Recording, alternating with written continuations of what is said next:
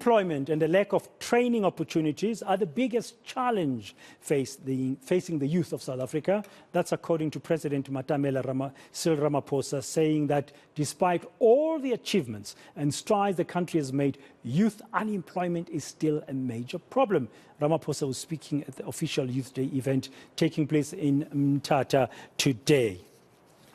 And Muloko Moloto is on the ground, one of our reporters covering that event there where the president spoke. He's joining us now live. Good afternoon, Muloko. I understand you might have the president with you this hour. Hello, Braden. Yes, we are just waiting for the president. He was doing another interview, but I can see he is now walking out of the broadcasting van. We are just going to be speaking to him in a short while. I am hoping that they are bringing him over to us as we had agreed. Braden, it doesn't look like they are agreeing. They definitely do not want us to speak to him. This is despite the fact that they had promised that the president would give us at least a minute or two. So, as you can see, his convoy is definitely leaving.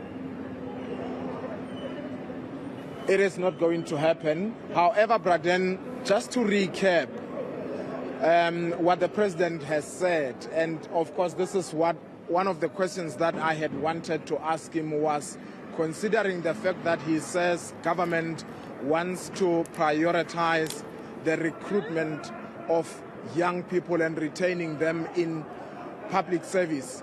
You will be aware that there was a process in Parliament to recruit the new Inspector General of Intelligence, Reverend Frank Chikane, and he is 71. I had wanted the president really to tell us what his views are about the efforts to bring back somebody who is 71 into public service, despite the fact that there are so many young people who possibly have the skills that he has. The other question that I had really wanted to get answer from the president was, considering that the former Chief of Spies, Arthur Fraser, has given additional information to the Hawks, saying he wants to assist them to expedite the investigation in as far as Phala matter is concerned. I wanted to know whether the president is unsettled by that, and as to whether he already has an appointment with the Hawks, whether anytime soon he would be interviewed. Maybe that's why he decided not to talk to you, because it's an issue he's been trying to say, let's wait for the process to take place, Muloko. Unfortunately, that did not happen. But by the looks of things now, with the president having left there, we saw the presidential vehicle leaving, the official Youth Day celebrations are over in Mthatha. Well, the official celebrations are certainly over, because they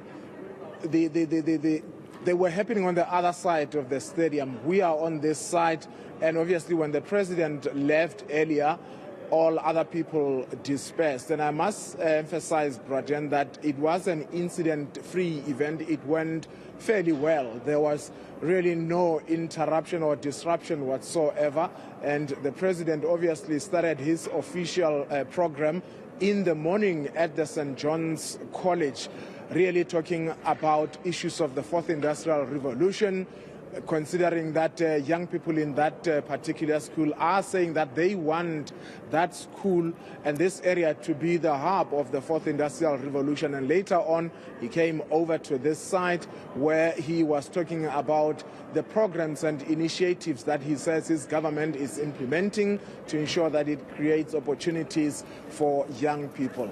And it looks like many young people who listen to him receive the messages very well. And some of them a little bit earlier, speaking to our colleague, Govan Whittle, saying they want to see the action. I guess it's all going to be down to implementation.